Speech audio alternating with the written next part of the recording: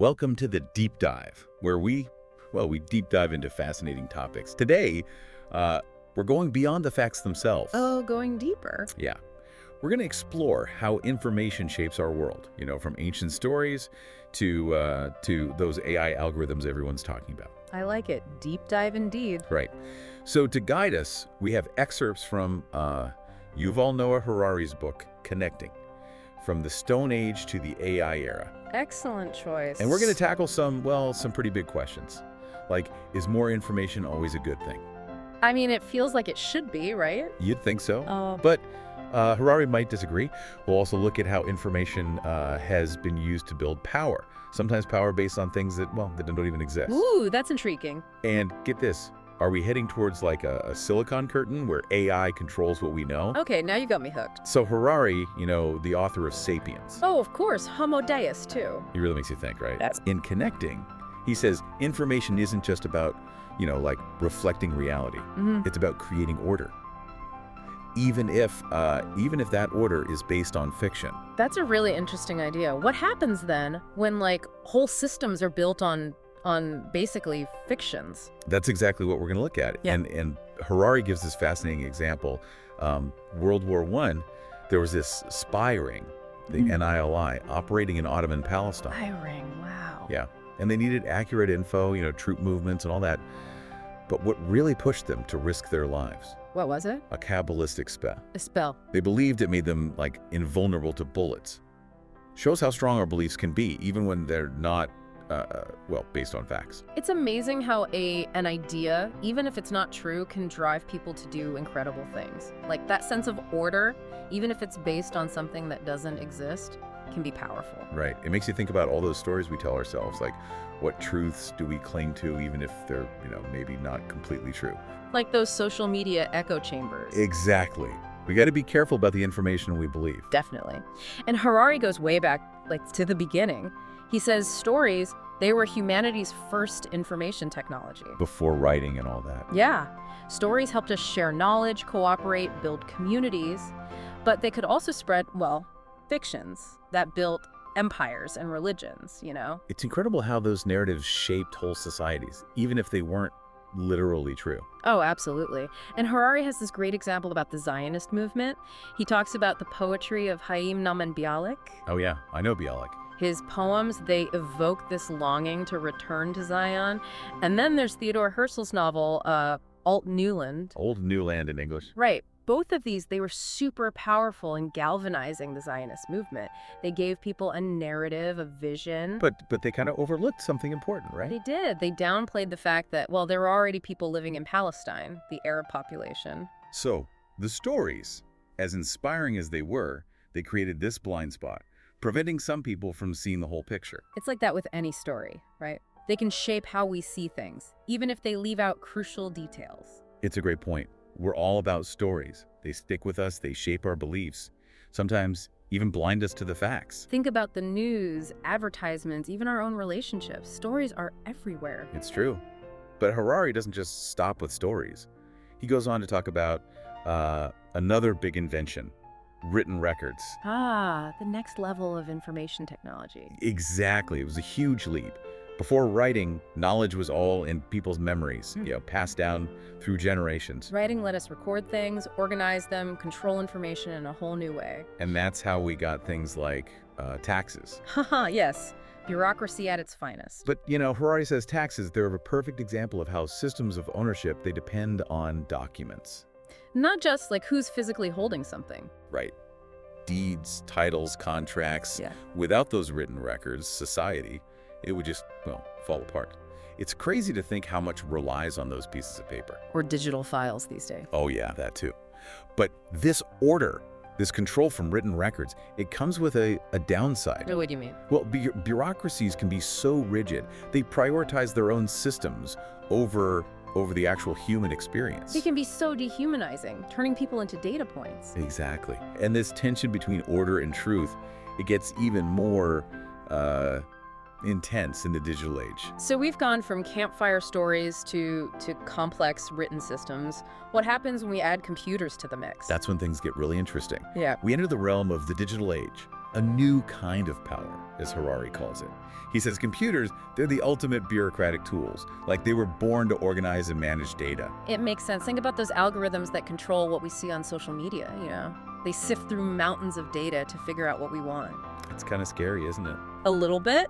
But it gets even wilder. AI, it's now making its own information systems. Financial stuff so complex that even the experts don't fully get it. We're creating systems that even their creators can't fully understand.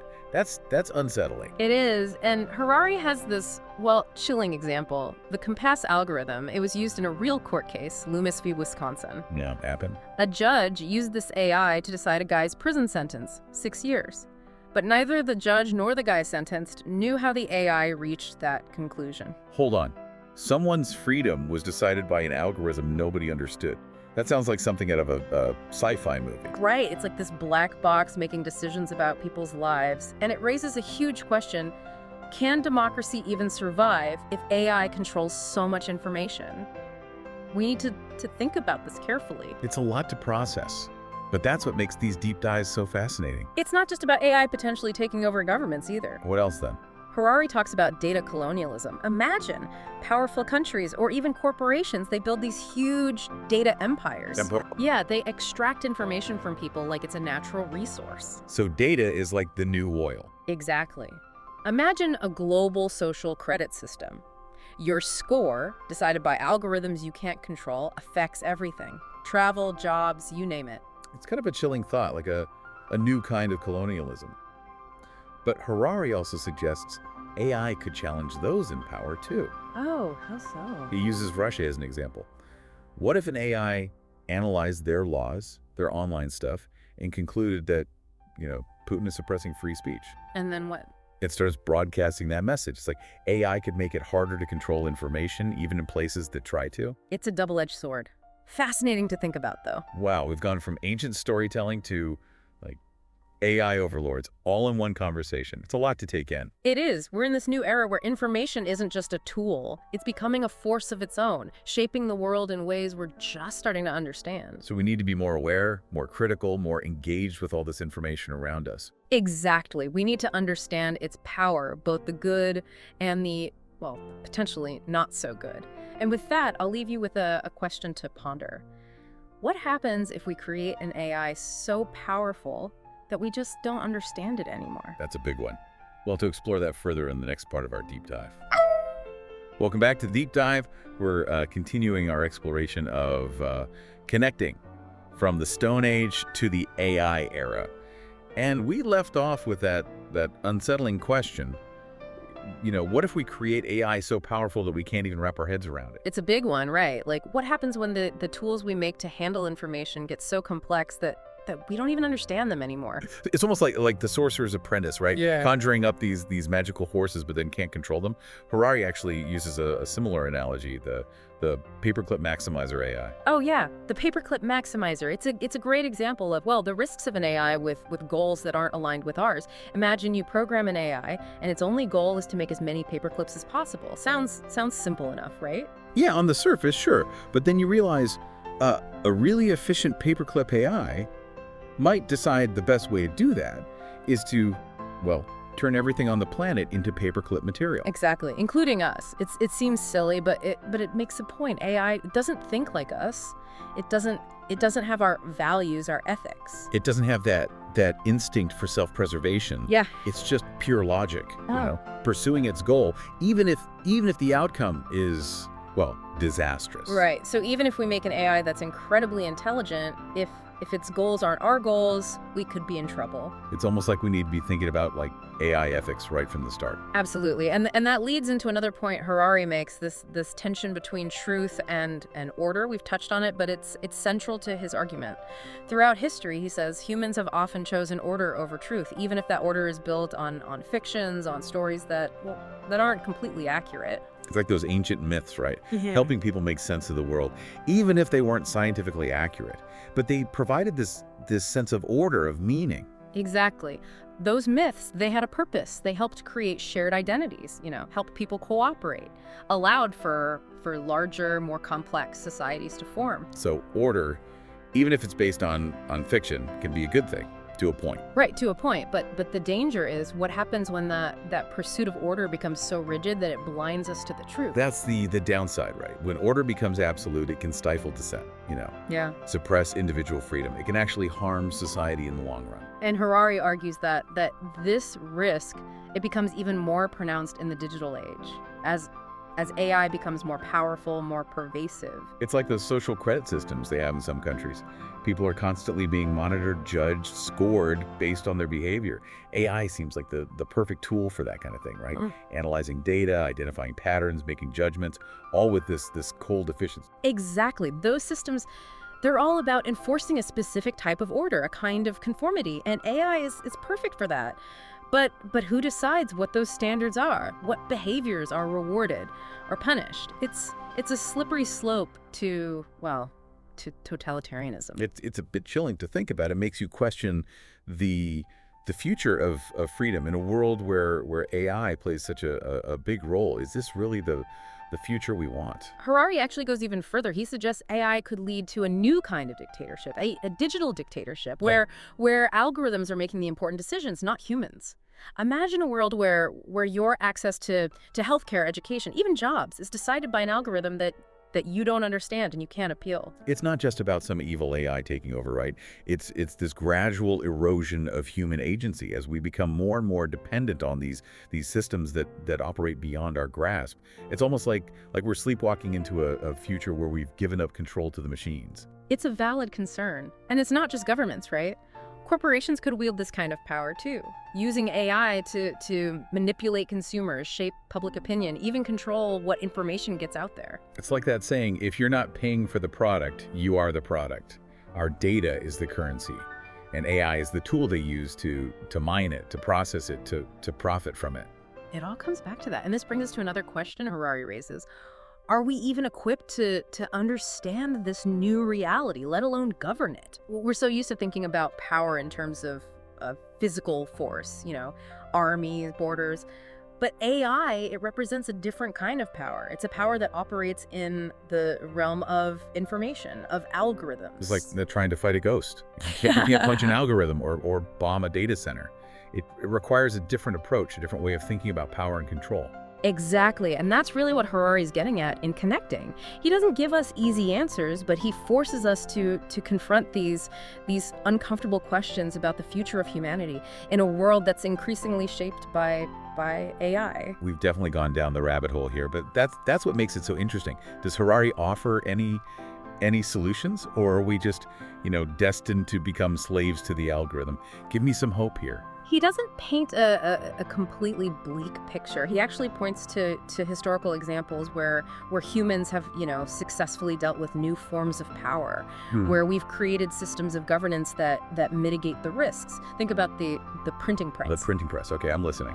When it was first invented, it was this revolutionary technology, but also potentially dangerous, right? Because it allowed for information to be spread widely, potentially undermining those in power. I can see how that would be a concern back then. Right, but instead of banning the printing press, societies, they adapted. They came up with new laws, new institutions, new ways of thinking about information and its role in society. So are you saying we can learn from history?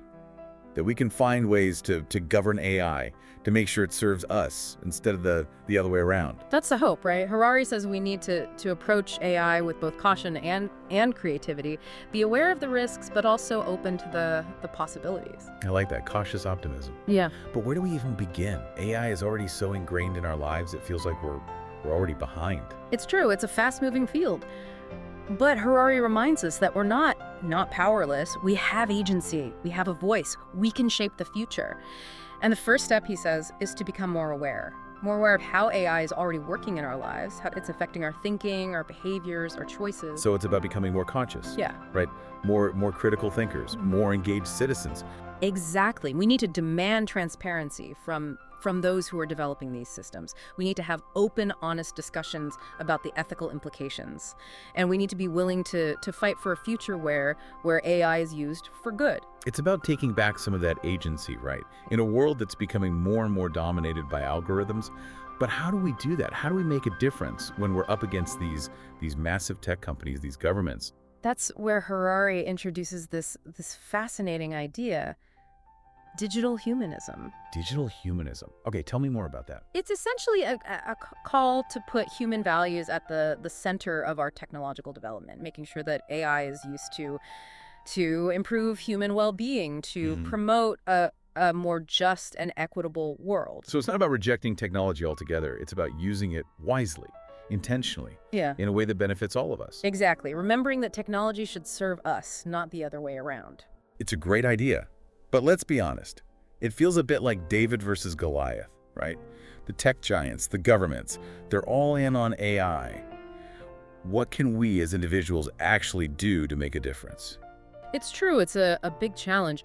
But Harari points out that throughout history, small acts of resistance, of courage, of creativity, they've often led to major shifts in power. Like those individuals who sparked revolutions, right? Who challenged empires, who changed the course of history. Exactly. He argues that we need to find ways to resist the dehumanizing aspects of the digital age, to reclaim our sense of agency and assert our values.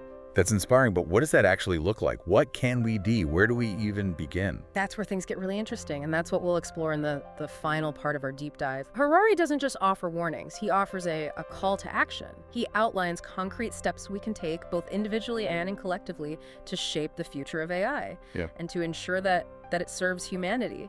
Right, listeners, you heard it here first. We're not just deep diving into information today, we're deep diving into the future itself. Stay tuned for the final part of our exploration, where we'll unpack Harari's vision for a digital world that's both technologically advanced and human-centered. Welcome back to the deep dive. We've been exploring this book, Connecting from the Stone Age to the AI Era, by Yuval Noah Harari. And wow, this book, it just makes you think. We've talked about stories, AI overlords, data colonialism, even AI challenging those in power. But now, in this last part, let's shift gears a bit. Let's focus on what we can actually do in this crazy digital world we're living in. It's easy to feel, a little overwhelmed by it all, right? Like we're just, drifting along in this sea of information. But Harari, he reminds us that we're not powerless. We can make choices, we can speak up, we can shape the future. So it's not all doom and gloom. Not at all. He doesn't just, give us warnings. He actually gives us a call to action. He lays out some steps we can take, both as individuals and, working together to make sure AI serves humanity, not the other way around. Okay, I'm all ears. Yeah. What's step one?